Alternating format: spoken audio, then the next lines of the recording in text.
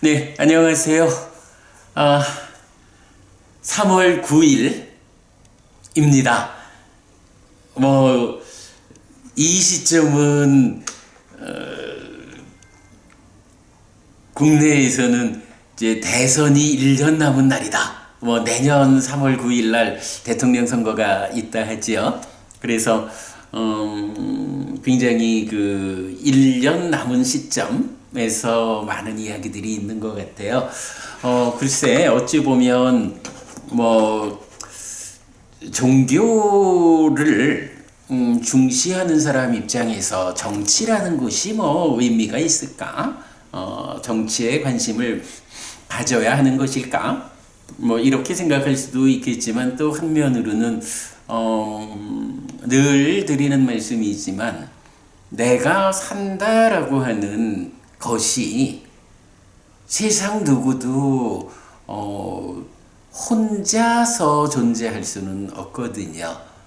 늘 내가 나 아닌 것들, 세상의 많은 것들과 함께 어울려 살아가는 거고, 이런 개개인적으로 자기가 자기 아닌 것들, 세상과 어울려가는 이러한 삶에서 많은 사람들이 함께 해야 한다라는 이 부분에서 어떤 질서가 필요하고 함께 해야 하는 공동의 의사가 필요하고 하다 보니까 아마도 어떻게 우리가 함께 하는 것이 우리 모두를 가장 행복하게 할 수 있을까? 이런 측면에서 인류의 역사가 만들어낸 하나의 제도가 정치가 아닐까 하는 생각을 하게 되지요. 그래서 제가 자주 드리는 말씀이지만 시와가경 같은 경우는 우리가 행복할 것인가 괴로울 것인가, 이 괴로움이라는 것이 어떻게 생겨나는 것일까 라는 데 대해서 부처님이 다양한 측면으로 설명을 하시지요. 시와가경에서는 모두 8가지의 조건 관계로 괴로움이 생겨난다 라고 말씀하시는데, 4가지는 몸의 상태, 우리의 건강이 잘 유지되는 것이 8가지 조건 중에 4가지를 그 4가지로 이렇게 이제 설명을 하는 거죠. 그런가 하면 나머지 4가지를 말할 때 한 가지가 기후의 변화, 이래서 환경의 문제로 말하고, 2번째는 나의 주의 집중, 내가 내 삶의 관점을 어디에 두느냐, 세상에서 내가 만나야 하는 다양한 것들에 대해서 내 마음이 적절하게 대응해 가면서 사느냐 하는 이런 주의 집중의 문제. 이건 뻔하죠, 여러분. 우리가 보통 말하는 중독, 이런 개념.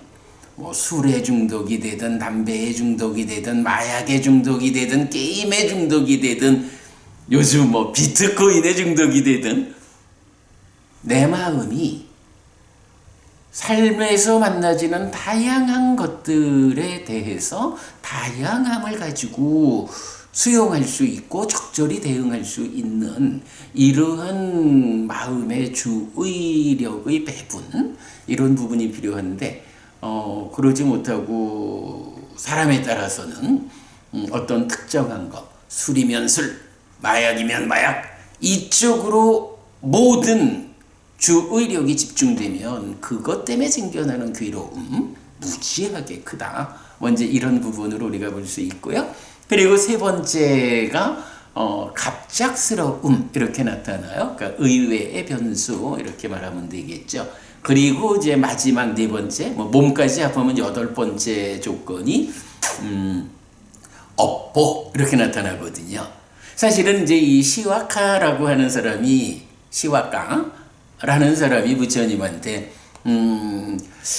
사람들이 괴로움을 겪는다라고 하는 거, 이 괴로움이 다 전생에 지은 업에 의해서 결정된 거 아닙니까? 이렇게 질문을 할 때 이제 부처님이 그렇게 답을 하는 거예요.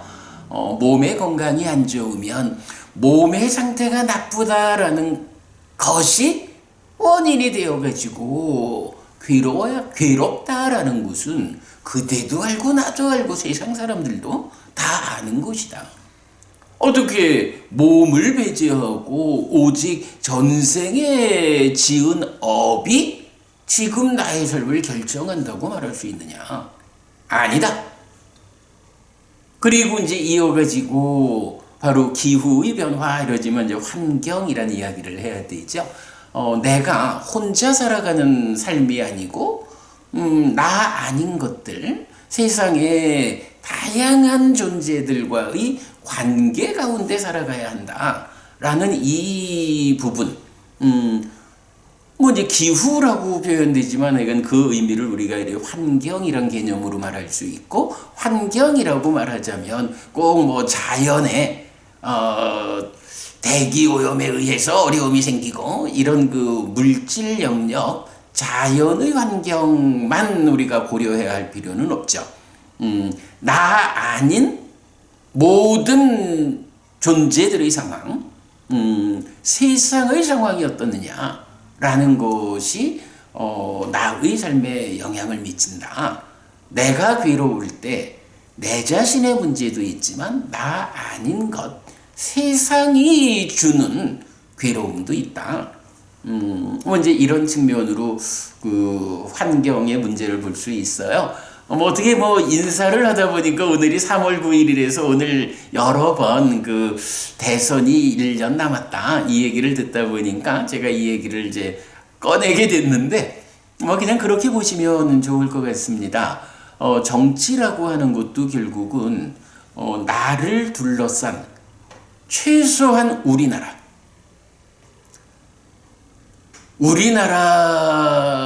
국경을 넘어선 다른 나라의 형편들과는 우리가 뭐 그래도 사실은 글로벌 시대에서 뭐 미국에서 트럼프 대통령이 어떠고 이러면 우리가 또 영향을 받아요. 중국에서 시진핑 주석인가요? 이 어쩌고 하면 또 우리가 영향을 받고, 뭐 이런 세계화된 정치의 영향이 나한테 직접 영향을 주죠. 그 가운데 우리나라, 내가 속해 있고 내가 세금을 내야 하고 우리 국민이란 이름으로 함께 살아가야 하는 우리나라의 운영이라는 것이 대통령이 책임을 가지고 5년간 이끌어가는 이런 것이 이제 정치 아니겠어요? 뭐 그래서 제 생각에는 불교 신자가 아이고 부처님 말씀 잘 배우면 되지라고 우리 사회를 이끌어가는 이런 환경적인 측면, 사회운동도 다양하게 있고 정치도 포함되는 이쪽 측면에 대해서 무감각하게 나와는 상관없는 일, 이렇게 대할 일은 아닌 것 같다 하는 생각을 하게 되죠. 국가 운영의 상태가 좋아지면 당장 나의 삶이 편해지죠. 내가 여유 있어지고요. 뭐 이제 그런 측면은 뭐 불교 신자의 입장에서도 바로 시와가경에서 말하듯이 내 삶이 지금 행복할 것인가 괴로울 것인가를 결정하는 8가지의 조건 중에 환경이라는 것이 들어있다. 아마 여러분 이 경 처음 보시는 분 같으면 와 부처님이 그런 말씀도 하셨을까 싶을 거예요.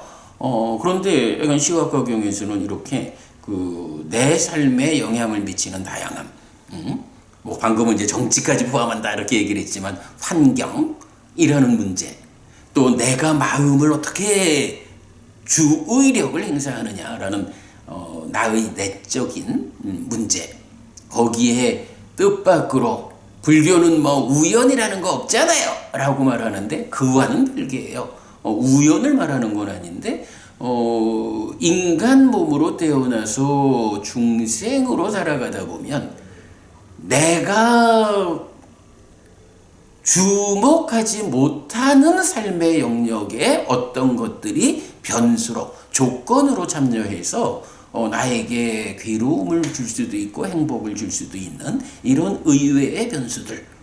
이것도 우연과는 다른 거예요.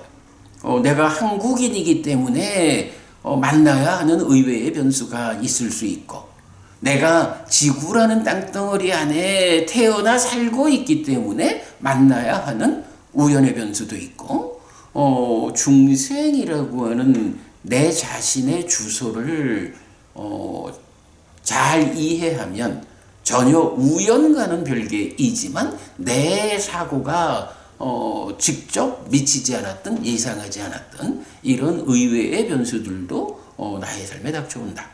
그리고 마지막 8번째로 시화가가 전생에 의해서 결정된, 이렇게 말하는 것을 부처님이 부정했지만 그렇다고 전생의 나의 삶이 지금 내 삶에 영향을 미치지 않느냐? 그건 아니죠. 다만 전생의 나의 삶이 지금 나의 삶을 결정한다.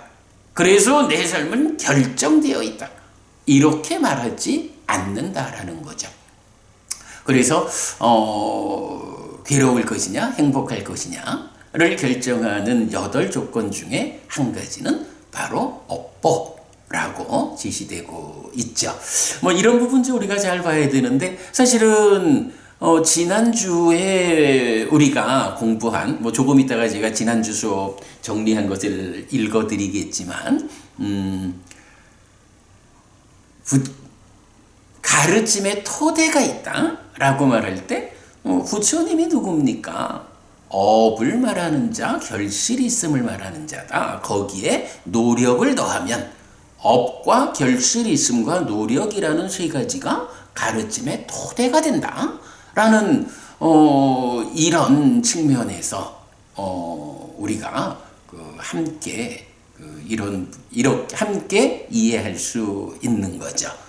결코 전생의 업에 의해서 결정되는 게 아니라 그 전생의 업의 결과가 찾아온다라는 업보도 하나의 조건으로 참여하기는 하지만, 그러나 지금 내가 어떤 업을 짓느냐, 지금 내가 어떤 행위를 하느냐라는 것이 바로 업이라는 토대고, 이런 행위가 결실이 있다라고 하면 결실이 있음의 토대고, 내가 좋은 결실을 만들어야겠어 라고 노력할 때 노력이라는 것이 세 번째 토대가 되죠. 이렇게 이제 약간 지난주 공부한 불교 가르침의 토대, 업이고 결실이 있음이고 노력이다 라고 하는 이거는 그야말로 불교 신자가 부처님 가르침에 의해서 살아가자 라고 하면 이 세 가지 토대의 밖에서 살아갈 수는 없는 거예요. 이게 부처님 가르침의 토대거든요. 그러니까 어떤 이야기를 해도 그 모든 이야기는 바로 이렇게, 그대가 주인공입니다. 지금 그대가 주인공이 되어서 행위하는 것이 그대를 만듭니다. 과거가 누적되어서 지금의 그대를 만들었다면 지금 그대의 업이, 그대의 행위가 그대를 바꿔갑니다. 이렇게 업에 의해서 새로워진 그대가 만들어집니다. 그 만들어지는 과정에 대표적으로 이런 행위, 업은 결실이 있다라는, 이 결실이 있음의 토대를 말하는 거죠. 이래야 하기 때문에 어떤 경우가 돼도 바로 이 업과 결실이 있음과 노력이라는 세 가지 토대를 벗어날 수는 없다. 이 세 가지에 속하지 않는, 이것을 부정하는 어떤 주장을 한다 라고 하면, 우리가 엄밀하게 말하면 그거는 부처님 가르침 아닙니다 라고 선언할 수 있는 거죠. 그래서 지금 제가 그냥 시작하면서 3월 9일이다 보니까 그냥 좀 인사말을 하다 보니까 뭐 시간이 좀 제법 가버렸는데 그래도 결국은 어떤 이야기를 하든 우리가 불교적으로 접근하자. 불교적인 관점에서 그 주제에 대응하자라고 하면 바로 이렇게 업과 결실있음과 노력이라는 이 세 가지 토대를 벗어나지 않는다라는 부분 다시 보겠습니다. 네, 보강보부님 오셨군요. 네, 인사 주셨는데 감사합니다. 보강보부님도 안녕하셨고요. 네, 어쨌든 뭐 인사 말씀이 좀 길었습니다. 죄송하고요. 바로 공부 시작하겠습니다. 자, 지금 우리가 행위의 개괄, 그러니까 행위, 업의 개괄이라는 불교 입문 2책의 제2부를 진행하고 있고요. 그래서 업을 개괄하는 데 있어서 뭐 첫 마디는 불교 한마디로 말하면 무엇입니까? 라고 할 때 불교 한마디로 말하면 행위입니다. 행위의 뿌리에 마음이 있고 행위의 기준이 올바름, 팔정도 이래 되는 거죠. 올바름이고 이 기준에 의해서 행위가 완성되는 것이 깨달음이다. 그래서 그 깨달음에 의해서 실현되는 이 행위의 지향은 행복이다. 이제 이렇게 불교 한마디로 말하면 행위입니다. 로부터 시작해서 그 다음에 이제 이 부분을 조금 더 확장하면 불교 다시 말하면 사성제입니다. 라고 확장이 되죠. 그럴 때 제가 뭐 아주 강조합니다만은 부처님께서 하나의 명제를 주셨다. 나는 오직 고와 고멸을 알게 한다. 예전에도 지금도 나는 오직 고와 고멸을 알게 한다. 라고 해서 부처님의 관심은 나는 누굴까? 라는 이런 존재를 구명하는 데 있지 않고 오직 그대가 괴로울 것인가? 행복할 것인가? 이것을 불교의 최상위 개념으로 부처님은 설정하셨다. 이때에 나는 누굴까? 라는 이 존재를 구명하는 부분은 부처님께서 이미 구명하신 내용이기 때문에 뭐 말하자면 12연기 이런 쪽에서 나는 누구냐에 대한 부처님의 답이 들어있죠. 요건 뭐 뒤에 한번 제가 설명드릴 거지만 불교가 존재의 구명에 포인트를 맞춰가지고는 부처님께서 이끄시는 완전한 행복의 실현, 갈수록 괴로움은 줄어들고 행복은 늘어나는 이런 삶을 살아내지 못한다. 오직 불교의 최상위 개념은 괴로울 것인가 행복할 것인가. 그 개념에 접근하기 위해서 나는 누구냐라는 나 자신의 실상이 알려져야 되는 거기 때문에 부처님께서 12연계의 과정에서 나는 누구다라고 답을 주었다. 이런 최상의 개념의 하부 개념으로 존재를 구명하는 것은 포함되어 있다. 이렇게 보는 거 굉장히 중요하죠. 자, 그래서 지난주에 바로 그 불교는 다시 말하면 사성제입니다 라는 주제에서 고와 고멸이라고 하는 최상위 최상위 개념에 대해서 제가 충분히 말씀을 드렸죠. 그리고는 이제 이어가지고 가르침의 토대 해서 좀 전에 말씀드렸던 업과 결실이 있음과 노력이라는 세 가지 말씀드렸는데요. 지난주 수업 보고 홈페이지에 올렸습니다. 그 내용 쭉 읽어드리고 넘어가겠습니다. 자, 지난주 수업은 제목이 사성제 앤드 가르침의 토대였고요. 1. 불교는 다시 말하면 사성제입니다.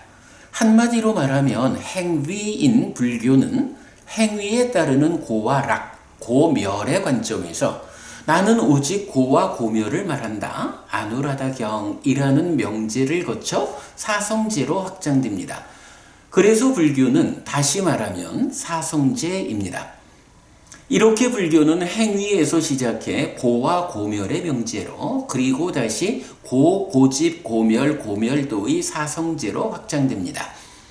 달리 말하면 무아에 기반하는 불교는 존재의 구명 등의 목적을 두지 않습니다. 불교는 오직 고의 정체를 밝히고 소멸시키는 것에 존재 이유를 둡니다.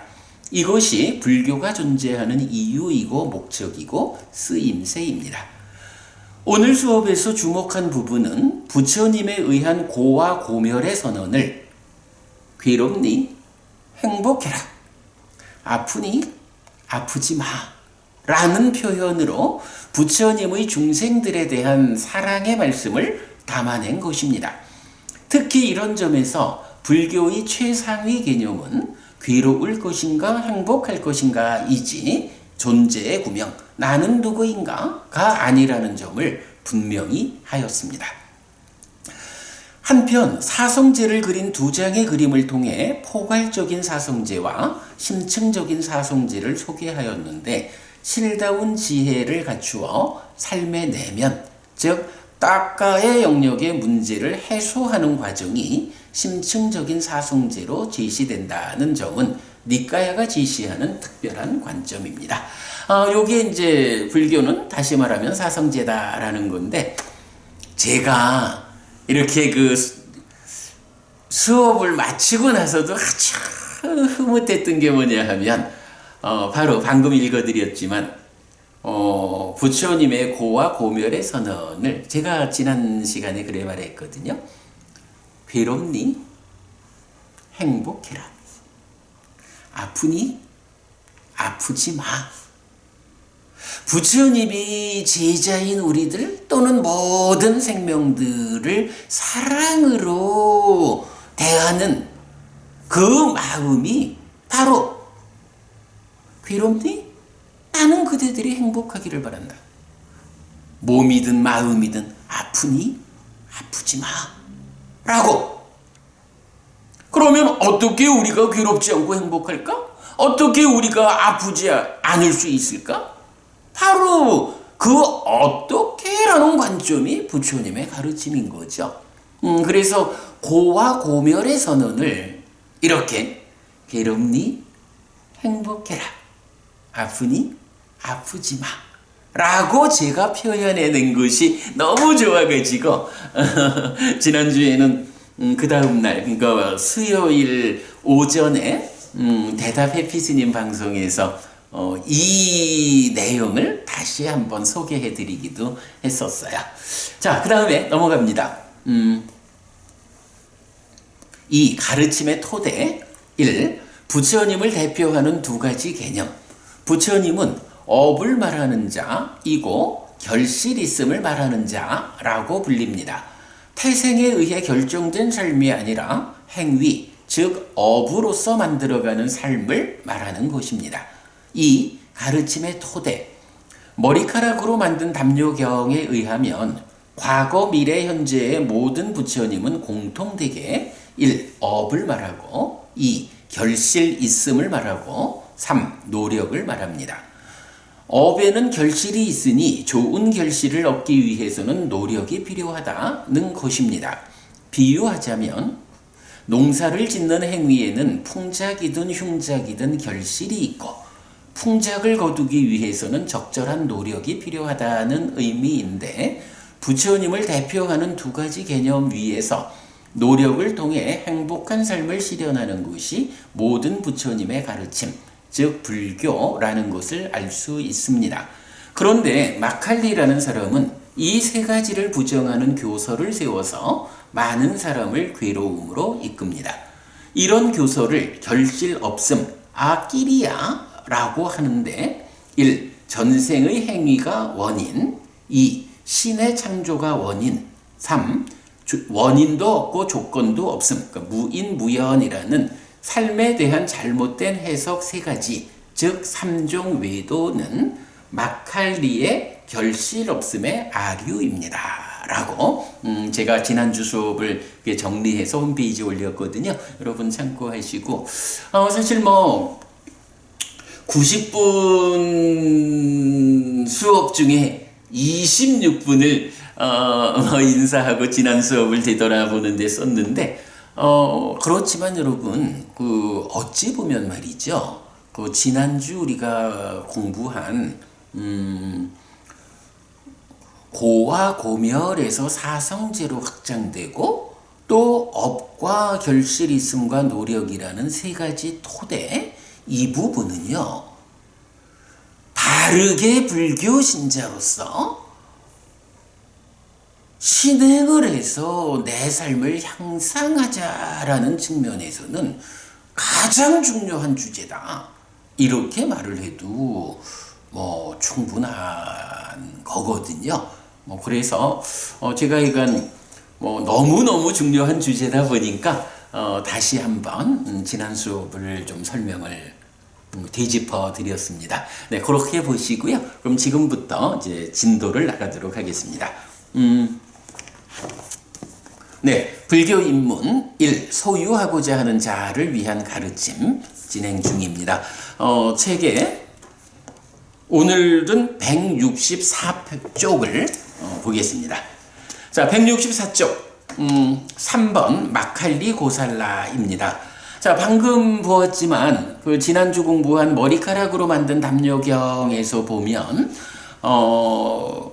업도 결실이 있음도 노력도, 이 세 가지 토대 모두를 부정하는 자로서 육사외도 중에 한 사람인 마칼리 고살라가 나타나거든요. 그래서 부처님은 마칼리 고살라가 최악이다, 이렇게 이제 말씀을 하시는데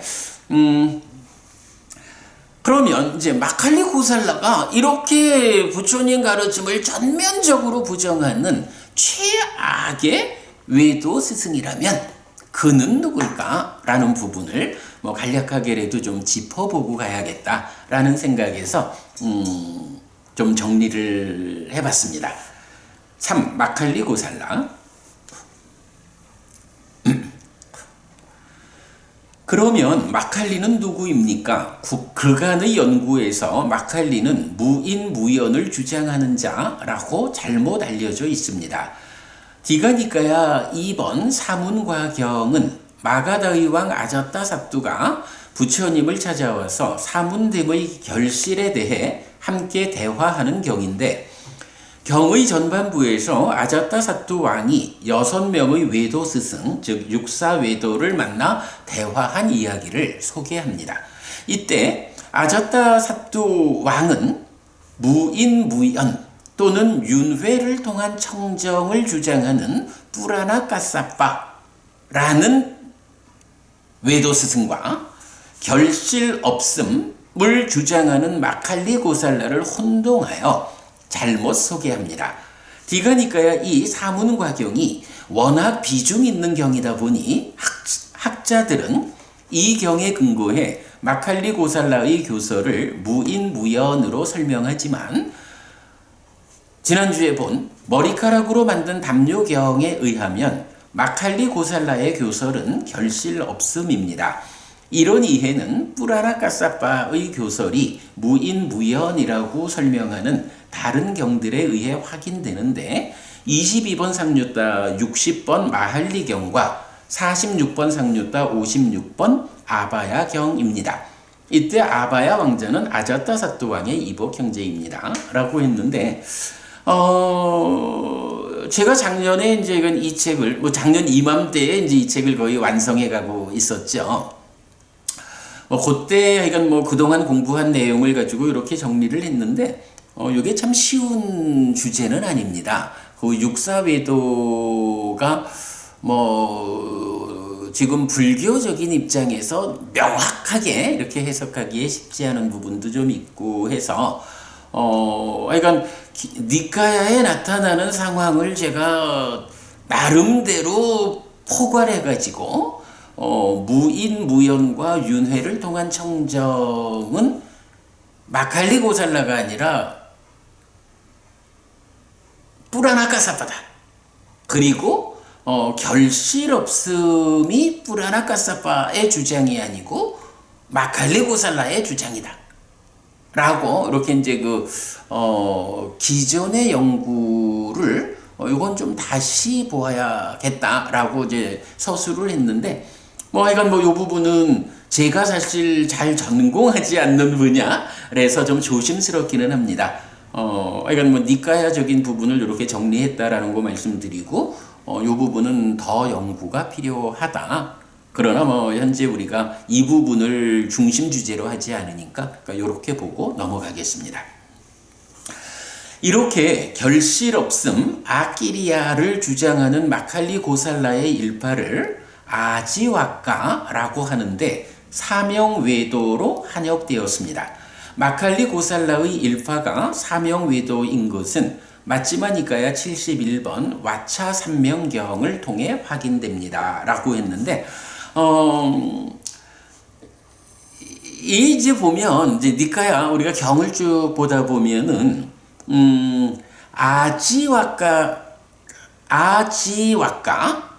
하는 외도의 한 부파가, 소개가 되는데, 여기 이제 사명외도라고 중국에서 번역되어 있고요.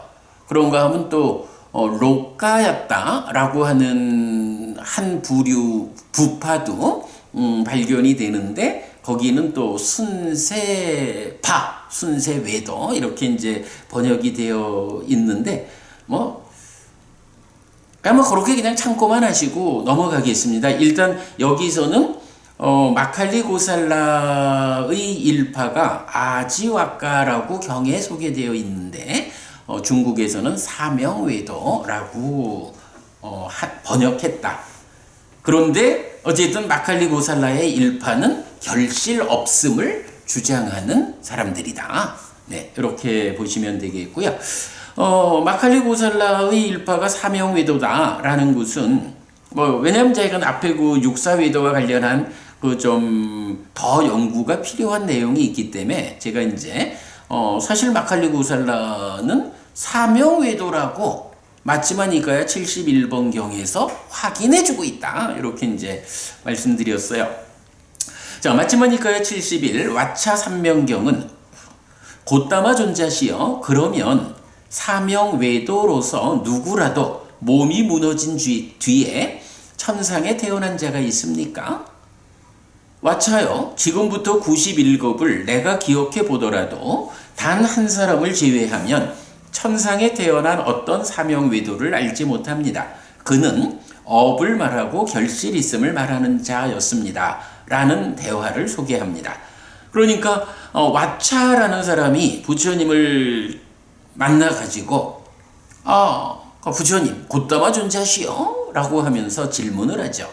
사명외도 아지와까 즉 마칼리 고살라의 일파에 속한 자 중에 누구라도 몸이 무너진 뒤 그러니까 죽은 뒤에 하늘에 태어난 사람이 있습니까? 라고 묻는 거예요. 그러니까 달리 말하면 마칼리 고살라를 뒤따르는 아지와까 사명외도들도 하늘에 태어날 수 있습니까? 이런 이제 직접 질문을 하는 거죠. 그랬더니 부처님께서 지금부터 91급을 내가 기억해 봐도 단 한 사람을 제외하면 천상에 태어난 아지와까는 없습니다. 그런데 그 한 사람은 결실 없음을 말하는 마칼리 고살라의 이 주장과는 다르게 업을 말하고 결실 있음을 말하는 자였습니다. 라고 이제 말씀을 하신 거예요. 한 사람을 제외하면 사명외도로 살다가 죽은 뒤에 하늘에 태어난 사람이 없다는 것인데 그 한 사람은 업과 결실 있음의 교설에 동조하는 사람이었다는 것입니다. 그렇다면 사명외도는 업과 결실 있음을 부정하는 교설을 가졌는데 이런 교설로는 하늘로 이끄는 업을 지을 수 없으므로 하늘에 태어나지 못한다는 의미라고 하겠습니다. 다만 한 사람은 그 교단에 소속되어 있으면서도 그 교설에 동조하지 않았기 때문에 하늘에 태어날 수 있었다라는 것입니다. 네, 어쨌든 여기에서 우리가 봐야 됩니다. 부처님 가르침이 업과 결실 있음과 노력이라는 세 가지 토대 위에서 이 가르침을 배워 알고 실천하는 사람들이 살아서는 갈수록 괴로움은 줄어들고 행복은 늘어나는 삶을 살다가 죽어서는 더 좋은 것 하늘에 태어난다. 그리고 그 완성이 윤회에서 벗어나는 깨달음이다. 이게 부처님 가르침이잖아요. 그런데 마칼리 고살라, 이 결실 없음을 주장하는 아지와까 사명 외도들은 업도 부정하고 결실 있음도 부정하고 노력도 부정하는 사람들이에요. 그러니 업과 결실 있음과 노력이라는 세 가지 토대 위에서 우리가 배워 알고 실천할 때 살아서도 갈수록 괴로움은 줄어들고 행복은 늘어나는 행복한 삶을 살다가 죽어서는 하늘에 태어나고 그 완성으로 윤회에서 벗어난다, 깨닫는다. 이렇게 실현되는 불교인데 이거를 전면적으로 부정하는 삶을 살아가지고 어떻게 그런 사람들이 하늘에 태어날 것인가? 이런 것을 우리가 유추할 수 있죠. 그래서 부처님 말씀이 내가 91급을 다 돌아봐도 이러한 결실 없음의 주장으로 살아가는 사람들이 하늘에 태어난 것을 보지 못했다. 딱 한 사람을 보았는데 그 사람은 비록 그 교단에 속해는 있어도 업과 결실 있음이라는 교설에 동조하는 사람이었다. 그러니까 이 사람은 그들과 다르기 때문에 하늘에 태어나는 거죠. 이래서 여러분 우리가 정말 중요하게 보아야 되는 게 업이라는 거 지난 과거가 나를 결정하는 게 아니라 지금 내가 어떤 삶을 살아내느냐, 어떤 행위를 하느냐, 어떤 업을 짓느냐, 이것이 나를 바꿔가는 것이다. 업이다 라는 거고, 이러한 업에는 과와 보라고 하는 결실이 있다 라는 거, 이거 놓치면 안 되거든요. 그리고 이러한 결실이 있는 거기 때문에 내가 좋은 결실을 맺기 위해서 노력해야 한다. 이 세 가지 밖에서 우리가 부처님을 뒤따라 행복하는 결실을 얻을 수 없다. 이 부분은 하여간 놓치면 안 된다. 자, 그 다음에 한 가지 볼게. 부처님께서 내가 지난 세월을 쭉 기억해 봤는데 라고 말씀하시면서 왜 91급이라는 말씀을 하셨을까? 91급 어떤 의미가 있을까? 네, 이건 그냥 참고로 우리가 여러분 우리 스승 서가모니 부처님 이전에 6명의 부처님이 있었다. 그래서 불교의 역사의 첫 번째 부처님이 윗바시 부처님이다. 이렇게 알고 있잖아요. 이 윗바시 부처님이 출현한 시기가 언제냐? 지금으로부터 91급 전이다.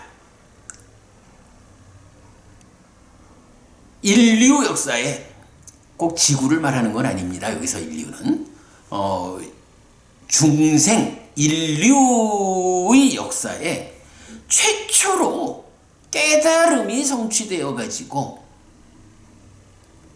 무아라는 이 사실에 의거해서 윤회에서 벗어난 열반이 실현된 그 최초의 시점이 지금으로부터 91급 전이다. 윗바시 부처님이 바로 그 주인공이다. 그렇기 때문에 이제 부처님은 와차라는 사람이 이렇게 아지와까로서 하늘에 태어날 수 있습니까? 라는 질문을 했을 때 내가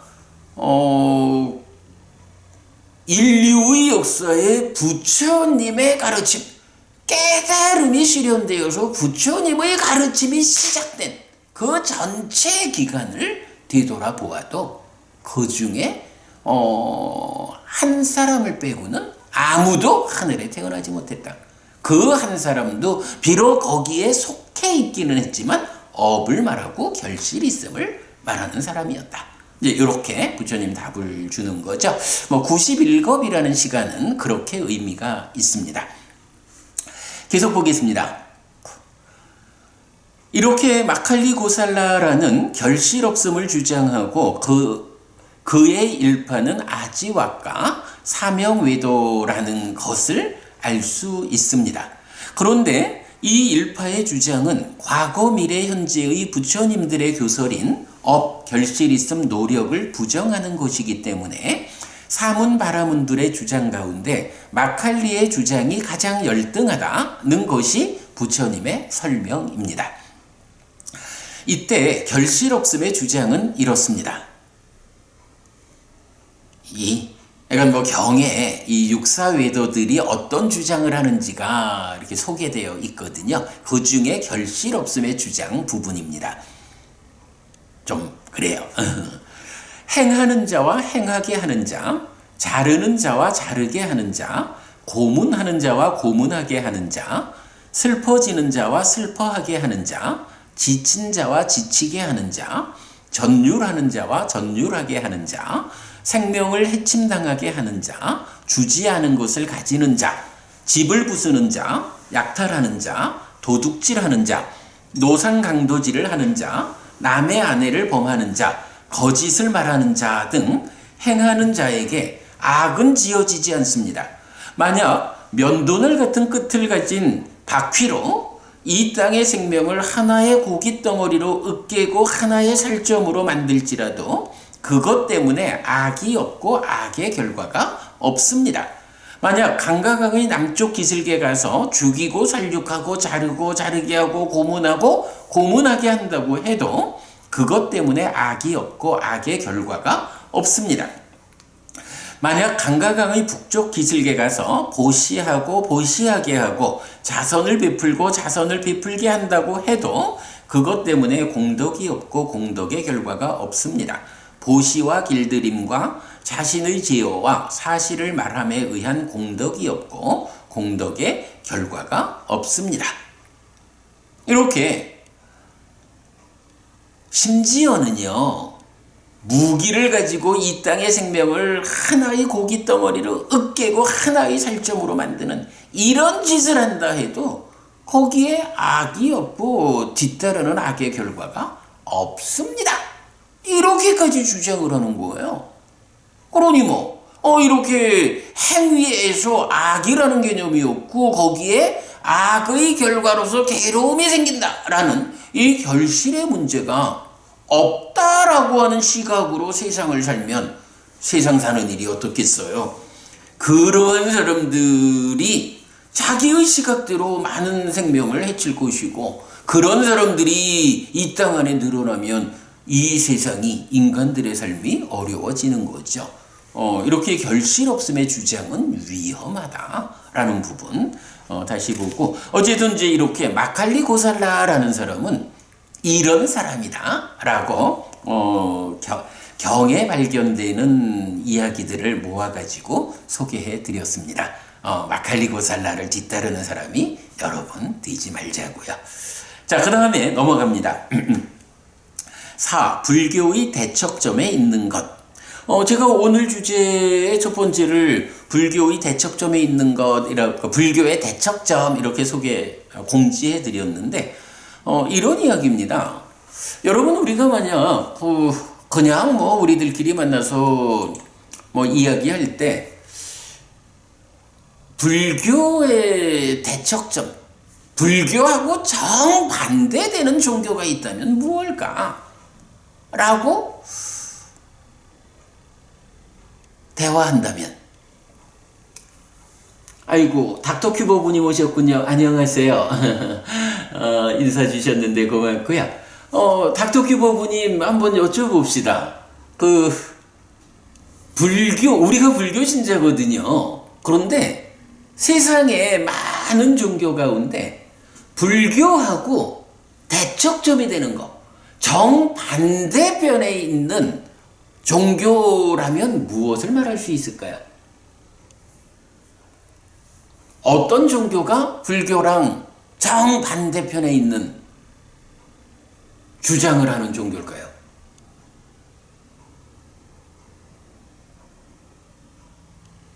닥터큐버부님 답을 안 주시네. 우리가 이제 보통 우리끼리 만나서 이야기를 하다 보면 한국 사회의 입장이 고려돼서 그러겠죠. 아이 뭐 불교에 가장 반대되는 가르침이야 뭐 기독교 아니겠어? 이제 이렇게 말을 쉽게 할 수 있죠. 바로 그런 점에서 제가 뭐 우리 사회가 불교가 전통적으로 중심되던 사회가 그 뭐 산업화 과정, 전쟁을 치르고 이런 과정에서 급격하게 기독교화되는 이런 현재 우리 사회의 현상이 있다 보니까 불교의 반대편에 대척점이 되는 거는 기독교다 이렇게 이제 생각할 수 있지만 사실은 그렇게 볼 일은 아니다 라는 부분을 제가 지금 이제 글로 적어 본 거예요. 자, 읽어보겠습니다. 세상에는 다양한 종교, 다양한 주장들이 있지만 그 중에 불교와 정반대편에 있는 주장은 마칼리의 결실 없음입니다. 불교 밖의 다른 주장은 세 가지 근본 교리, 즉 1. 전생의 행위가 원인이다. 2. 신의 창조가 원인이다. 3. 원인도 없고 조건도 없으므로 대표되고 이 세 가지는 다시 결실 없음에 정착되기 때문입니다. 불교 밖에 있는 많은 주장을 뭐 그냥 대표적으로 이렇게 모아보자면 세 가지로 좀 포괄적으로 말할 수가 있다. 한 가지는 시작하면서도 보았지만 전생의 행위가 원인이다 라고 말하는 사람이 많죠. 둘째가 신이 창조했기 때문이다. 셋째가 원인도 조건도 없다 라고 이 세 가지로 대부분 포괄되는데 사실 따지고 보면 이 세 가지는 모두 결실 없음으로 정착된다. 그래서 세 가지 모두를 포괄적으로 담고 있는 마칼리 고살라의 결실 없음이라는 것이 불교의 대척점이다. 자, 그 부분 계속 읽어보겠습니다. 그렇다면 전생의 행위를 말하는 숙명론보다도 유일신 창조주 하나님을 말하는 많은 이웃 종교들보다도 무인무연으로의 윤회를 통한 청정 또는 유물론보다도 근본의 자리에서 불교의 대척점에 있는 것은 결실 없음, 즉 업에는 과와 보가 따른다를 부정하는 주장이라고 할 것입니다. 전생의 행위를 생각해도 다음 생을 위해 선업을 지어야 할 것이고 신의 창조를 생각해도 신의 뜻에 맞게 선업을 지어야 할 것이고 무인무연을 생각해도 살아있는 동안의 행복을 위해 선업을 지어야 할 것이지만 결실 없음의 주장으로는 어떤 경우에도 선업을 지어야 하는 타당성을 확보하지 못합니다. 그래서 불교와 정반대편에 있는 주장은 마칼리의 결실 없음인데 경은 이런 이해를 가능하게 해줍니다. 라고 했어요. 이런 이야기입니다. 삼종외도 해가지고 전생의 행위가 원인이다라는 숙명론, 신의 창조가 원인이다 라고 말하는 창조론, 그리고 원인도 조건도 없다라고 하는 대량 유물론, 이렇게 이제 세 가지를 말할 수 있겠지만 그 세 가지가 포괄적으로 어디에 속하느냐라고 하면 이 세 가지를 따지고 들어가 보면 그런 방법으로는 우리 삶에 실제적인 결과가 맺어지지 않아. 이렇게 말해서 결실 없음으로 정착된다. 이렇게 말하는 거거든요. 그래서 불교에 대해서 가장 반대편에 있는 대척점이 되는 것은 이 세 가지가 아니라 마칼리 고살라가 주장하는 결실 없습니다. 라는 부분을 제가 정리하고 있는 거예요. 그래서 이제 말하자면 전생의 행위가 다 결정한다라고 해도 현명한 사람이라면 내가 전생의 행위를 전생에 업이 나빠서 지금은 고생하더라도 다음 생에는 행복해야지. 이래서 선업을 지을 수 있는 명분이 생겨나거든요. 신의 창조, 그래, 대표적으로 기독교 하면 신의 창조가 원인이다라고 해도 신의 뜻에 맞게 살으려니 내가 선업을 지어야지. 이렇게 선업이라는 쪽에 접근이 되죠. 무인무연 생각을 해도, 유물론적으로도 생각해도 살아있는 동안 내가 행복하려면 그래도 착한 업을 지어서 잘 어울려 살아야지. 이렇게 선업을 짓자라는 접근을 할 수가 있어요. 그런데 결실 없습니다라는 데 대해서 확고하면, 아니 방금 읽어드렸지만 많은 생명을 죽여가지고 그냥 살점을 넘겨놔도 그것이 악이 아니고 거기에 악의 결과가 따라오지 않아. 이런 시각을 가지고 있는 사람이 착한 업을 지어야 한다, 우리가 착하게 살아야 한다라는 접근을 할 수 있는가? 이런 측면이 되는 거죠. 그래서 바로 마칼리 고살라의 결실 없음이라는 이런 주장이 최악의 주장이고 불교의 대척점이 되는 것이다 라는 부분, 제가 좀 나름대로 좀 서술을 했는데 여러분 좀 잘 읽어보시기 바라고요. 자, 요런 점을 이제 경은 또 좀 추가적으로 설명을 해줘요. 앙구타라니까요, 하나의 몸에 308번에서 321번까지 13개의 14개가 되나요? 14개의 경이 세 번째 품으로 묶여 있는데, 이 세 번째 품에 의하면 바른 견해를 가져서 올바로 보는 자인 부처님은 많은 사람의 이익과 행복을 위해, 신과 인간의 번영과 이익과 행복을 위해 세상에 태어난 사람입니다.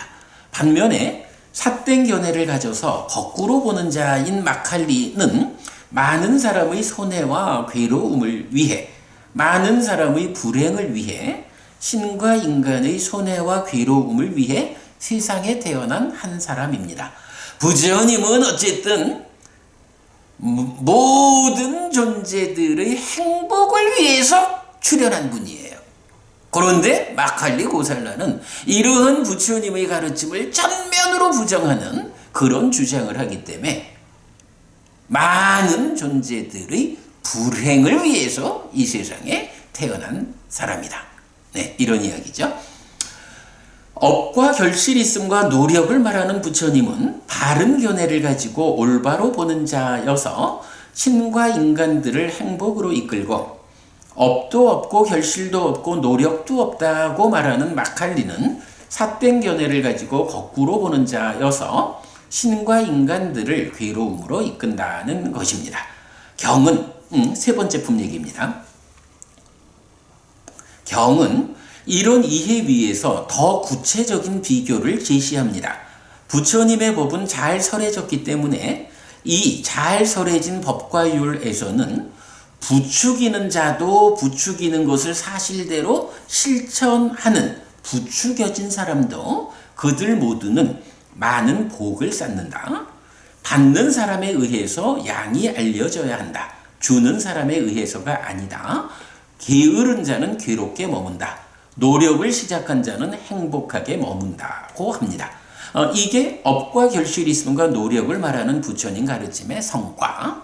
그러나 마칼리의 법은 잘못 설해졌기 때문에 부추기는 자도 부추기는 것을 사실대로 실천하는 부추겨진 사람도 그들 모두는 많은 비복을 쌓는다.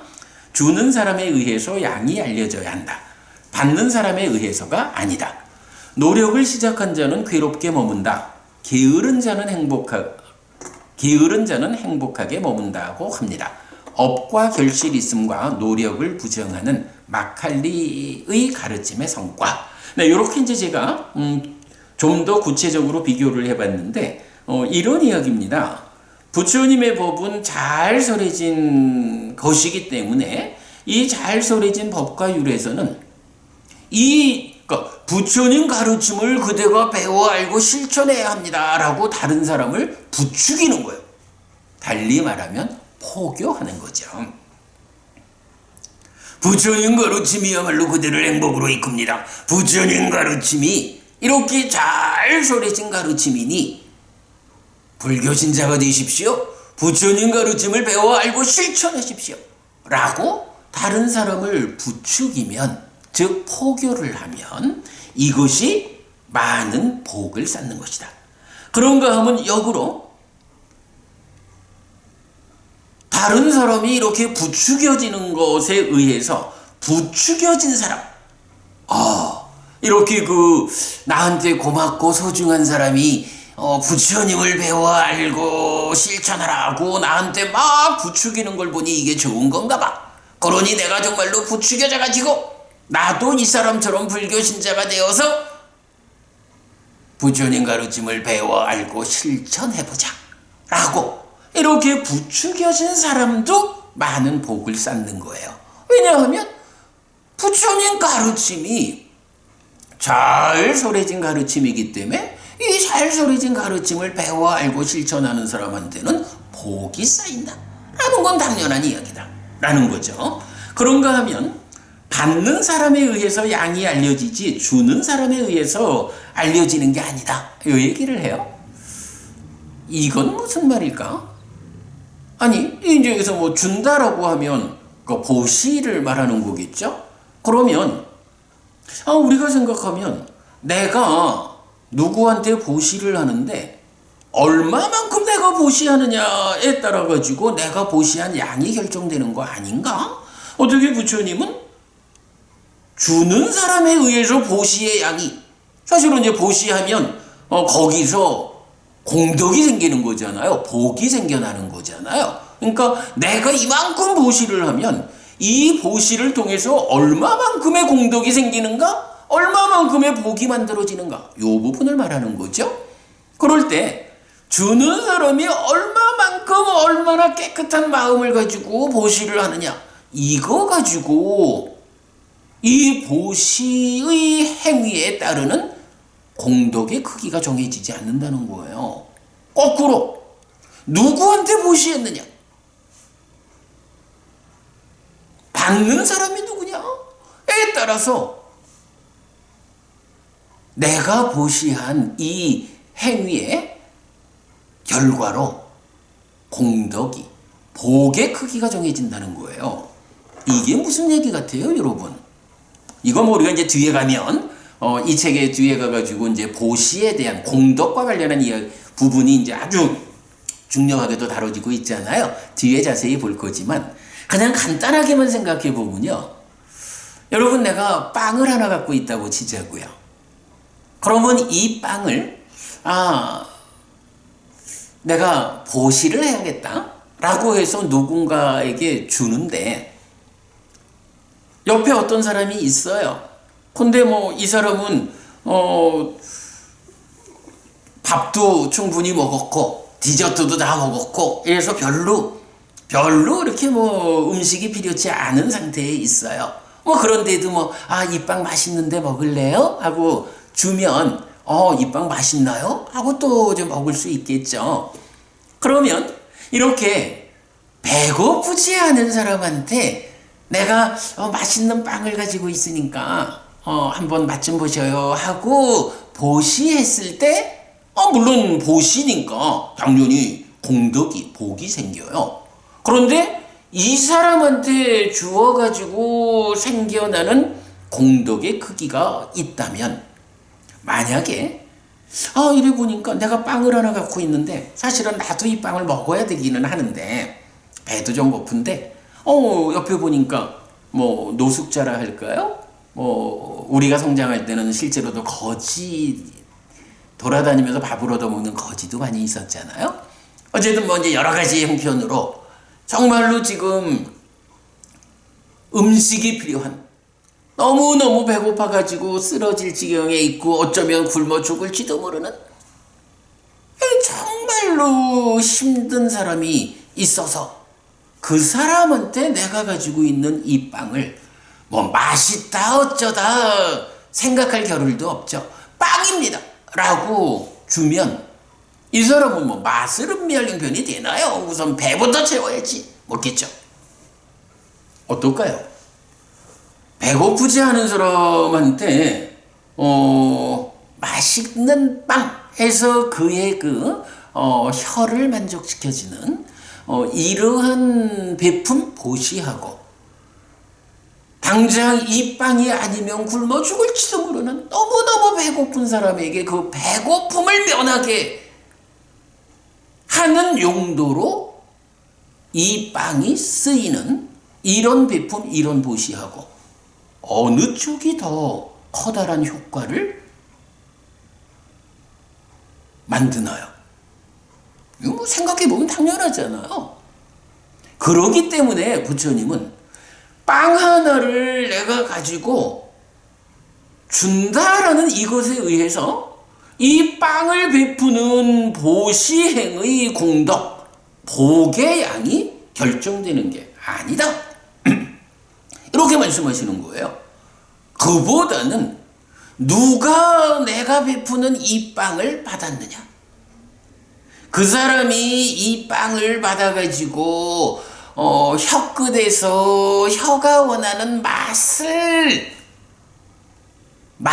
만족을 느끼는 이런 성과를 만들 것이냐, 아니면 정말로 이 빵이 없으면 너무 배가 고파서 쓰러질 수도 있고 죽을 수도 있고 이런 아주 간절하게 이 빵을 필요로 하는 그 사람이 이 빵을 먹었을 때 그 사람한테 생겨나는 효과가 얼마일까?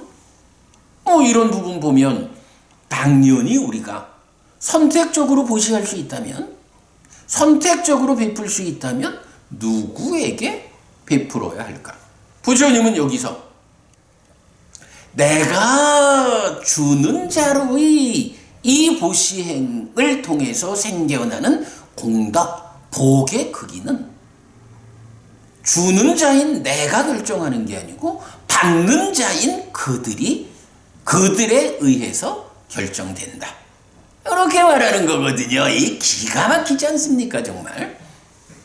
그래서 우리가 정말로 살아가면서 여러 가지 측면에서 다른 사람들을 위해서 베푸는 일을 하지요.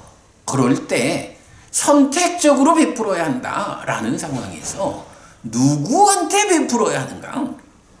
나의 이 보시행이 누구에게 베풀어져야 그에게 커다란 힘이 되는가? 이런 부분을 잘 따져서 보시해야 하는 거거든요. 바로 그 부분이 받는 사람에 의해서 양이 알려진다. 물론 제 경에서는 또 이렇게 이제 아주 가난하고 힘든 사람, 이 사람한테 베푸는 것도 공덕이 크다. 하지만 또 하나 전혀 다른 측면에서 부처님 제자 중에서 이 깨달음의 영역으로 접근된 분들을 성자라고 부르잖아요. 예류자, 일레자, 불환자, 아라한 이런 사상의 성자가 있다라고 하는데, 이러한 사상의 성자들은 그분들을 부르는 다른 명칭이 있어요. 다키네이어라고 하는데 보시 받을 만한 자라는 의미예요. 그분들이 가지는 특징이 뭐냐 하면, 내가 그분에게 보시를 하면 보시 받을 만한 자인 그분이 그 보시를 받아주는 일, 중생의 영역에서 깨달음의 영역으로 가기 위해서 출발된 이 벗어남의 영역에 있는 성자분들이 보시를 받아주면, 말하자면 그 보시가 뻥튀기 되어가지고 그분들께 한 보시는 어마어마하게 커다란 공덕이 된다, 복이 만들어진다, 이렇게 말하는 거거든요. 그래서 이제 우리가 늘 그 불법승 삼보에 대한 예경을 할 때도 보면 이러한 사상 8배의 성자인 부처님의 제자인 비구니 이제 이래 될 때 그분들을 세상에서 으뜸가는 복전이다라고 표현을 해요. 복의 밭이다. 우리가 그분들에게 얼마만큼의 보시를 하면 그분들은 복전이야. 그래서 내가 하는 보시가 씨앗이 돼가지고 그 밭에 떨어지면 그 성자분들의 삶의 과정에서 거기서 이 복의 씨앗이 싹 터가지고 무럭무럭 자라나서 커다란 결실을 맺는 이러한 복전이다 라고 부처님 설명을 하시거든요. 이렇게 부처님에 의해서 잘 설해진 법과 율에서는 보시라고 하는 이 베푸는 행위의 결과로 생겨나는 공덕, 그 복의 크기가 주는 사람에 의해서 결정되지 않고 받는 사람에 의해서 결정된다. 이게 참 우리가 보통 가지고 있는 고정관념으로 보면 정반대되는 이야기인데, 근데 사실 어때요, 여러분? 지금 제가 이렇게 설명드린 바에 의하면 타당하지요. 내가 얼마를 주든 간에 받는 사람의 입장에서 에이, 주니 안 받을 수 없지만 하지만 별로 소용이 있어 하지 않으면 거기서 무슨 효과가 있는가? 그러나 내가 어떤 형태로든 아이고 저 사람은 너무 힘들겠다 해가지고 내가 가진 것을 내 먹을 거를 반을 나눠서라도 베풀면 그것으로 인해서 그에게 생겨나는 효과는 어마어마하다.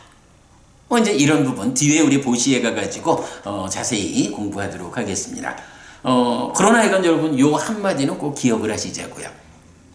부처님 가르침에서는 베푸는 일, 보시를 할 때 이 보시행의 결과로 생겨나는 공덕, 복이라는 것이 베푸는 자에 의해서 결정되는 게 아니라 받는 자에 의해서 결정된다.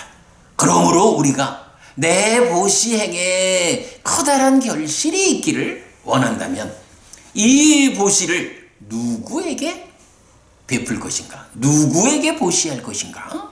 라는 것을 잘 판단하는 일은 똑똑하게 사는 방법이다. 놓치지 말자고요. 자, 그 다음에 이제 이렇게 잘 설해진 법과 율이다 보니까 당연히 게으른 자는 괴롭게 머무는 거고, 이러한 가르침 안에서 노력을 시작하면 행복해지죠. 그러나 마칼리의 법은 잘못 설해졌기 때문에 이렇게 마칼리라고 하는 스승이 계신데 말이요, 업도 없고 결실도 없고 노력도 필요 없다고 이렇게 가르치는 분이요. 그러니까 당신도 그렇게 살아봐. 이렇게 다른 사람한테 부추기면 부추기는 만큼 이것은 복과 반대되는 비복이 쌓여. 그렇잖아요.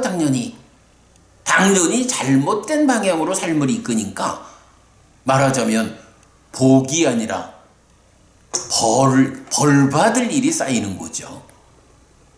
마찬가지 또 거기에 부추겨져 가지고 그대로 실천하는 사람이 있다 하면 그는 그런 업을 짓게 되니까 당연히 그에게는 비복이 쌓인다. 이렇게 말하는 거고요. 이 보시라는 측면에서는 마칼리 고살라의 법은 이래 되죠. 주는 사람에 의해서 양이 알려져야 한다. 받은 사람에 의해서가 아니다. 잘못 설해진 가르침이다 보니까 이런 가르침에서는 무언가를 준다 해도 받는 사람에 의해서 그 양이 결정될 조건이 안 갖춰지는 거예요. 그러니까 주는 사람에 의해서 양이 알려지지 받는 사람에 의해서 알려지는 것이 아니다. 이렇게 말하고, 이렇게 잘못된 가르침이다 보니까 그 가르침을 실천하기 위한 노력을 시작하면 그로 인해서 괴롭게 머물게 된다. 그래서 역설적으로 그런 가르침은 실천하지 않는 게 좋은 거예요.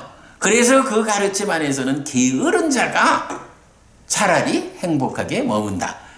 그 잘못된 가르침을 열심히 배워 알고 실천하면 실천하는 만큼 괴로움을 만든다. 이제 이렇게 대비해서 말해주거든요. 자, 지금 이제 설명드린 이 부분이 불교의 대척점이란 측면에서 말씀드린 거잖아요. 불교의 대척점에 있는 것은 뭐 그냥 우리끼리 하는 말로 뭐 당연히 불교의 대척점에는 기독교가 있지라고 말하는 게 맞지 않다라는 거죠. 포괄적으로 업과 결실 있음과 노력이라는 세 가지 토대 위에서 설해지는 부처님 가르침에 대해서 업도 없다, 결실도 없다, 노력도 없다라고 세 가지 토대 모두를 부정하는 마칼리 고살라의 결실 없음이라는 이 주장을 따라가는 사람들, 그런 종교가 사실은 불교의 대척점에 있는, 불교와는 정반대되는 가르침이다. 요 얘기고, 그 부분에 대해서 하여간 부처님이 부처님의 법은 이렇게 잘 설해진 법이기 때문에 이러하다. 그러니까 열심히 부추겨야 하고, 그러니까 포교해야 하고, 열심히 잘 부추겨져 가지고 배워 알고 실천해야 하고, 이 법에서는 주는 자보다는 받는 자에 의해서 양이 결정된다. 그래서 누구한테 베풀 것인가 잘 판단해야 한다. 특히 중요한 점은 그러니까 벗어남의 영역에 들어있는 사상의 성자들에게 보시하는 것. 그분들은 복전이어서 내가 보시한 그 복의 씨앗을 싹 틔워서 커다란 결실을 맺게 한다. 뻥튀기 해준다. 사실 불교가 오랜 세월 내려오면서 우리 주변에서 부처님 가르침을 설하신 그대로 만나기가 어렵다 보니까 현재 우리 주변에서 예류자든 일례자든 불안자든 아라하는 말할 것도 없고, 이런 벗어남의 영역에 든 성자를 사실 우리 주변에서 발견하기가 어렵다라는 것 때문에 우리가 내가 똑같이 베푸는 일, 똑같이 보시를 하면서도 이 보시를 뻥튀기 해줄 성자들을 만나지 못해서 참 아쉽다. 참 아쉽다. 우리 주변에 정말로 부처님 설하신 가르침, 부처님 살아서 직접 설한 가르침을 그대로 공부해서 이런 벗어남의 영역에 들어간 성자분들을 만날 수 있다면, 그분들에게 내가 보시하면 이 복의 씨앗이 성자라고 하는 복의 밭에 뿌려져 가지고 뻥튀기 되어서 무럭무럭 자라나서 커다란 결실을 얻을 텐데, 내가 정말로 커다란 공덕, 큰 복이 쌓여 가지고 행복할 텐데, 참 아쉽게 지금 우리 곁에서 그런 성자를 볼 수 없다는 이 현실, 아깝다 라고 우리가 생각해야 되고요. 그런 점에서 여러분, 지금 우리가 이렇게 사실은 이렇게 그 부처님 살아서 직접 설한 가르침을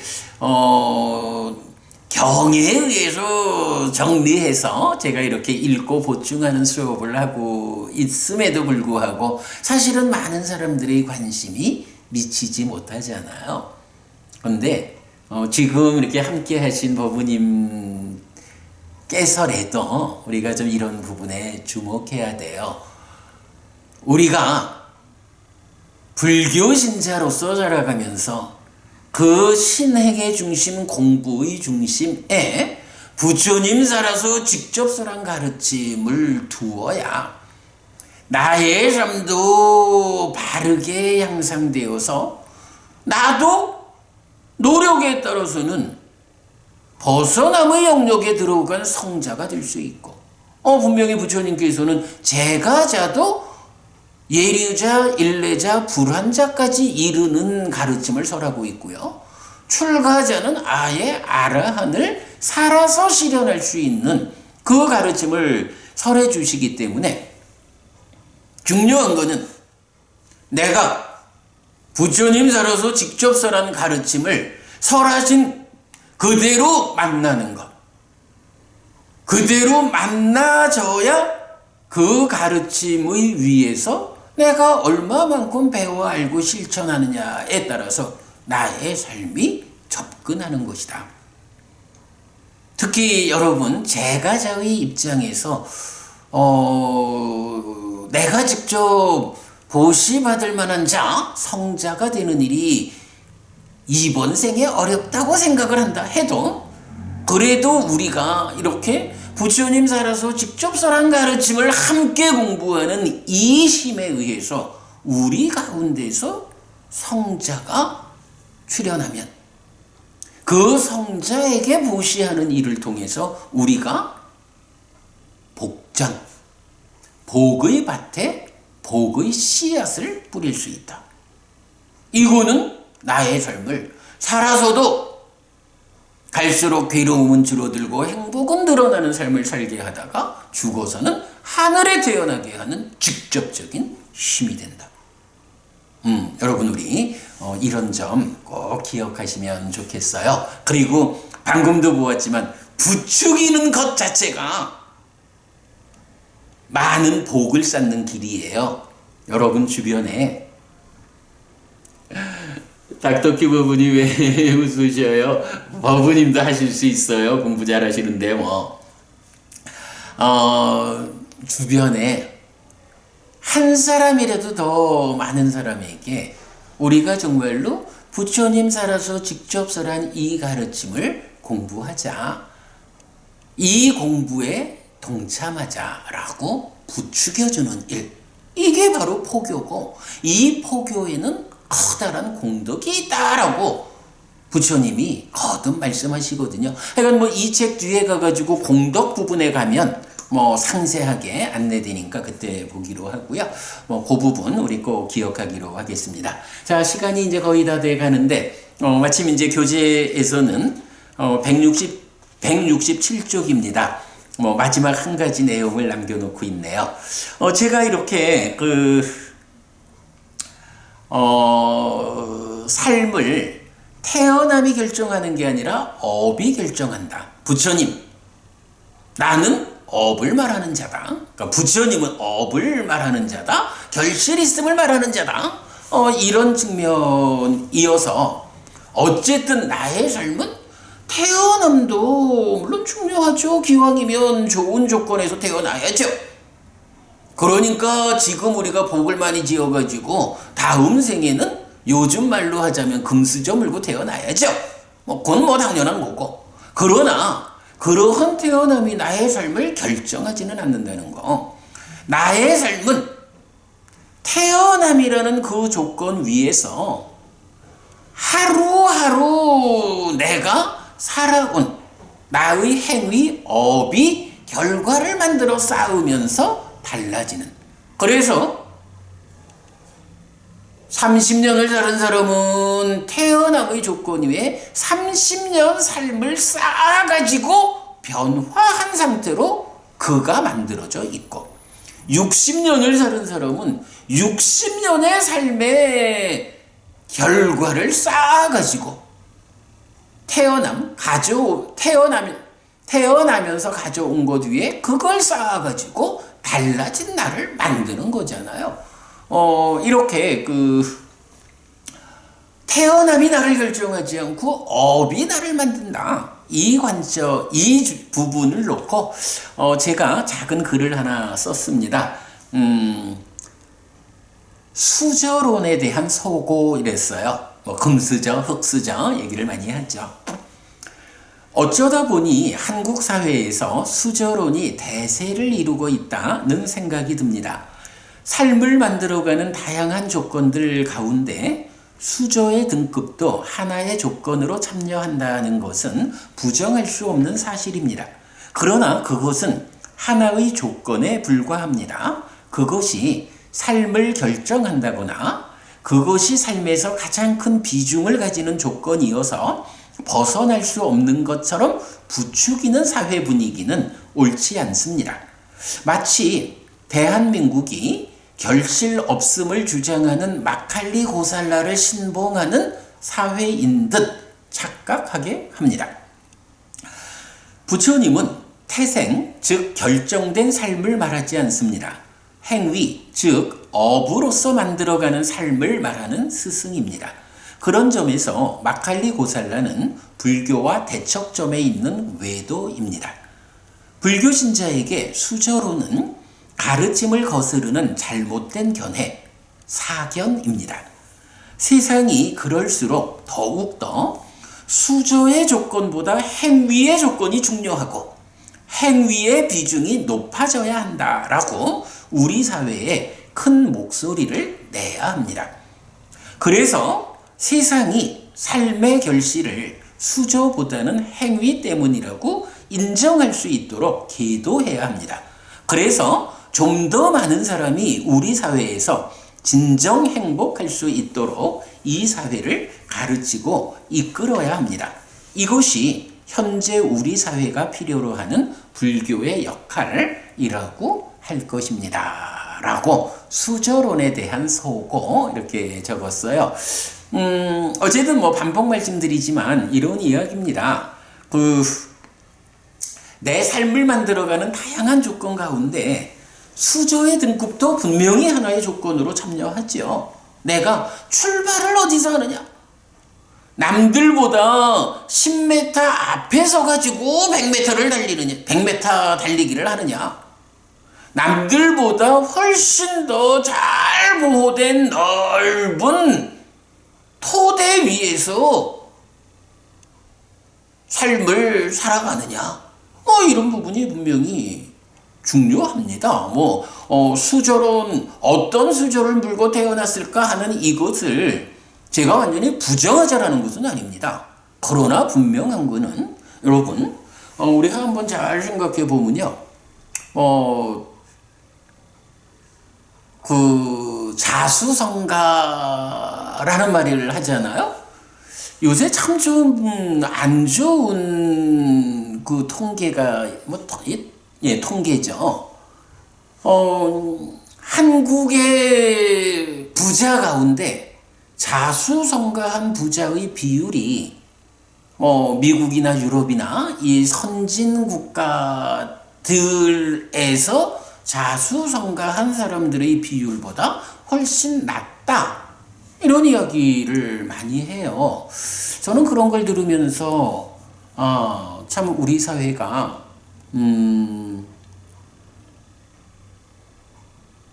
비정상을 담고 있는 사회구나 하는 생각을 하게 돼요. 사실 우리가 잘 생각해 보면요, 우리나라는, 대한민국은 지금 자수성가의 비율이 좀 떨어진다라고 하는 이 좀 안타까운 이런 형편에 있습니다만은, 그래도 잘 보면 우리 주변에서 보지요. 꼭 대기업 회장의 아들로 태어난 이런 좀 아주 드문 경우 우리 비교하는 것보다, 잠깐만요. 닥터큐버브님, 수저의 개념으로 보면 결정론에 치우치지만 행위의 개념으로 본다면 선악 화복은 다 자기 하기에 달려있다는 개념으로 이어지네요 라고 말씀을 주셨는데, 그렇지요. 바로 제가 그런 의미를 지금 설명하고 있는 거지요. 맞습니다. 그 얘기가 필요한 겁니다. 그래서 보면 예를 들어서 우리가 우리 주변에 가까운 사람들, 친구들 이렇게만 한번 돌아봐도요, 어릴 때 부잣집 아들도 있었잖아요. 초중고 이렇게 학교를 다닐 때도 보면 진짜 치맛바람을 날리는 엄마의 자식인 친구들도 있었고, 도시락에 계란 프라이 얹어오는 이렇게 좀 넉넉한 친구들도 있었고요. 그런가 하면 좀 어렵게 사는 친구들도 있고 아주 어렵게 사는 친구들도 있지요. 그 각각을 보면 그 경우가 얼마만한 토대를 가지고 삶을 시작했느냐 이렇게 볼 수 있어요. 그런데 거기서 보면 치맛바람 날리던 엄마의 아이들이 지금 뭐 제가 이제 뭐 60이 좀 넘은 나이입니다만은 지금 이 시점에서 보면 엄마의 치맛바람이 펄럭이든 그런 좋은 수저를 가지고 있던 친구들이 지금 다 잘 사는 거 아니거든요. 경우에 따라서는 아주 어려웠던 친구가 지금 훨씬 더 잘 사는 친구도 있어요. 근데 이게 생각해 보면 범주가 있을 거예요. 누구나가 똑같이 현명하고 똑같이 노력을 했다 하면 토대가 큰 자리, 그러니까 좋은 토대 위에서 똑같은 현명함과 똑같은 노력을 했다 하면 아무래도 작은 토대 위에서 똑같은 현명함, 똑같은 노력을 한 사람보다 훨씬 더 성공해 있겠죠. 그런데 그래서 뭐 그렇게 그런 사람들도 우리 사회에 많이 있고요. 그러나 역으로 토대는 훨씬 큰 토대를 갖고 있었는데 큰 토대에 있는 사람이 현명함에서 떨어지고 노력이 부족했고 작은 토대 위에 있던 사람이 현명함이 뛰어나고 노력이 탁월했다면 그 결과는 역전되잖아요. 똑같은 현명함과 노력이 가해진다라고 하면 그 현명함과 노력이라는 그 성과가 어떤 토대 위에 있느냐라는 점에서 분명히 큰 토대를 가진 사람이 적은 토대를 가진 사람보다 큰 커다란 결실을 맺었을 거예요. 그러나 세상에 우리 주변에서 보면 사실은 좋은 토대를 가지고 출발한 사람이 그 토대를 잘 유지해내지 못하는 경우가 많거든요. 왜요? 현명하지 못하고 노력이 부족하기 때문에. 출발은 작은 토대에서 했더라도 그 사람이 이제 우리가 말하자면 부처님 가르침을 잘 배워 알고 실천하는 이런 현명함 위에서 열심히 노력했다면 토대가 가지는 불리함을 극복하고 훨씬 더 커다란 결실을 맺는 거죠. 이런 거죠. 우리 주변에서 실제로 여러분의 그 벗들 쭉 좀 돌아보면 이런 부분이 잘 살던 친구가 더 잘 사는 친구도 있을 거고 잘 살던 친구보다 가난했던 친구가 더 잘 살게 된 경우도 아마 이게 많을 거예요. 이런 측면을 보자면 그렇구나. 삶이라는 것은 분명히 태어남도 하나의 조건이기 때문에 좋은 조건으로 태어나면 좋은 거요. 그것도 중요한 조건이요. 그러나 구체적으로 나의 현재를 만드는 중심 조건은 무엇이냐? 나의 행위거든요. 내가 그동안 어떤 공부를 통해서 얼마만큼 현명해지고 그 현명함 가운데 어떤 최선의 노력을 하였느냐? 이것이 지금의 나를 만드는 것이다.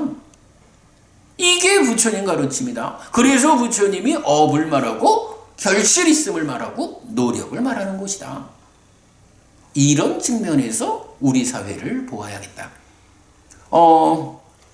좋은 수저를 물고 태어나자라는 것은 좋은 일이에요. 중요해요. 그리고 사실은 저도 지금 계속 이번 생에는 어쨌는지 몰라도 다음 생에는 금수저 물고 태어나야 합니다. 라고 지금 말하고 있는 거잖아요. 어떻게 우리가 좋은 업을 지어서 좋은 결실을 만들어서 좋은 공덕, 좋은 복을 쌓아가지고 다음 세상에는 하늘에 태어날까? 인간 세상에서 부자로 태어나는 금수저하고 하늘에 태어난다라는 거 이게 수저론적으로도 비유할 수도 없는 커다란 차이죠. 사실 저도 지금 말을 계속 다음 세상에는 금수저보다 더 좋은 수저 물고 태어나야 합니다. 이 얘기를 강조하고 있는 거예요. 그러나 중요한 거는 이러한 수저가 결정됐다고 해서 그것이 태어남을 결정하는 거 이상으로 나의 삶을 결정하는 건 아니다. 나의 삶, 지금 나의 삶을 결정하는 데는 태어나면서 가져온 것은 하나의 조건에 불과한 것이다. 그 이후 내가 살아온 만큼이 나를 만든 것이다. 그러니 앞으로는 좀 더 잘 살아가지고 다음 세상에 태어날 때는 더 좋은 수저를 물고 태어나서 더 좋은 수저라는 좋은 토대 위에서 더 현명하고 더 노력하는 삶을 통해서 더더욱 좋아지자. 끝내는 깨달아서 윤회에서 벗어나는 그러한 불사를 실현하는 완전한 행복을 실현하는 데까지 가자. 이게 불교다. 이렇게 말하는 거죠.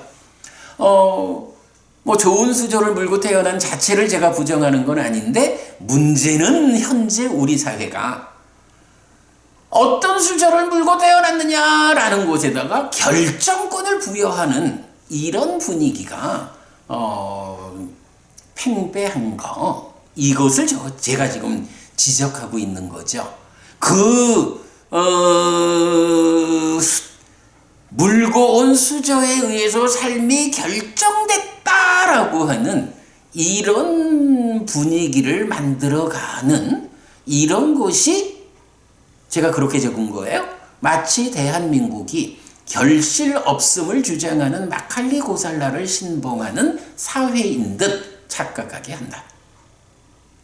부처님 가르침이 불교 신자들이 정말로 부처님 가르침을 바르게 배워서 실천하는 사회라면, 이 사회가 그런 사회라면 태어남이 어떤 차이가 있었든 내가 지금 잘 배워 알고 실천하는 일, 그래서 내가 현명해지고 더더욱 노력하는 일을 통해서 수저의 차이를 극복하고 행복을 만들리라. 거기에 공덕을, 복을 쌓아가지고 다음 세상에 태어날 때는 인간 세상하고는 비교도 할 수 없는 하늘의 태어남이라는, 이건 무슨 수저라 해야 될까? 최상의 태어남을 만들겠다. 이렇게 지금 나의 삶, 행위를 통해서 삶을 바꿔가자라고 주장하는 것이 불교 신자들의 삶이어야 한다라는 거, 이 부분을 이건 저는 강조를 하는 겁니다. 어쨌든 수저론이라는 것은 부처님 가르침을 거스르는 삿된 견해다. 그래서 세상이 그렇게 갈수록 우리는, 부처님 제자들은 더욱더 수저의 조건보다 행위의 조건이 중요하다. 행위의 비중이 높아져야 한다라고 우리 사회에 목소리를 내자. 제가 시작하면서 정치라는 것도 우리 사회에 내 삶의 환경적인 조건이다 이렇게 이제 말씀드렸는데, 사실 이제 그런 부분도 필요해요. 그러니까 정치적인 면도 있고 뭐 문화적인 면도 있고 다양한 면이 있겠지만 우리 사회를 어떻게 하면 어쨌든 뭐 그동안 우리 사회에 좀 비정상적인 문제 성향이 있다 보니까 자수성가의 비율도 낮고 우리 사회가 수저론에 고정되어가는 이런 안 좋은 분위기가 만들어지고 있잖아요. 우리 사회를 우리가 부처님 가르침을 배워 알고 실천하는 우리가 사회에 적극적으로 나서야 되는 거예요. 불교 신자가 무슨 이거 아니고요. 바른 가르침을 배워 아는 우리가 우리 사회의 문화적으로 사회 운동의 측면으로 이 사회를 운영하는 정치의 측면으로 바르게 배워 아는 사람들이 참여를 해서 우리 사회를 바꿔나가는 주체적인 역할을 해야 합니다. 어찌 보자면 지난 한 70년 정도를 전쟁에 이어지는 산업화 과정에서 미국 유학 다녀온 사람들이 주가 되고 주로 기독교적인 가치관을 가진 사람들이 한국 사회를 한 70년 이끌고 오다 보니까 한국 사회는 거의 기독교 사회처럼 되어버렸고 통계적으로 그렇죠. 불교적 가치가 우리 사회에 보편성을 확보하지 못하다 보니까 매우 어려운 사회 상황이 만들어졌다. 이렇게 이제 보아도 되겠어요. 제 생각에는 불교 신자가 부처님 살아서 직접 설한 가르침, 이 가르침을 배워 알고 내 삶에 실천하는 일이 가장 중요하고, 그 실천의 범주에는 문화적이 됐든 사회운동이 됐든 정치가 됐든 내 삶의 중요한 조건으로 참여하는 이 환경의 영역에 적극 참여해서 이 사회가 내 삶의 행복을 만드는 조건으로 작용할 수 있도록 사회를 바꾸는 일을 해야 한다. 이제 이런 부분도 강조하고 싶어요. 하여간 마무리 제가 그렇게 지었습니다. 이것이 현재 우리 사회가 필요로 하는 불교의 역할이라고 할 것입니다. 라고 마무리 지었는데, 하여간 수저론이라는 게 너무 우리 사회의 부정적 측면을 강조하는 용어로 쓰이고 있어서 제가 우리가 부처님을 바르게 배워가지고 수저론이 극복된 오직 행위로, 업으로 지금 나의 삶이 쌓여서 좋은 변화, 좋아진 나를 만든다 라는 측면으로 우리 사회가 만들어지면 좋겠다 하는 생각을 했습니다. 아이고, 수저론 이야기 좀 더 하다 보니까 시간을 8분이나 초과를 했습니다. 아이고, 죄송합니다. 자, 불교 입문 1, 소유하고자 하는 자를 위한 읽고 보충하기 수업, 오늘 공부 마무리하겠습니다.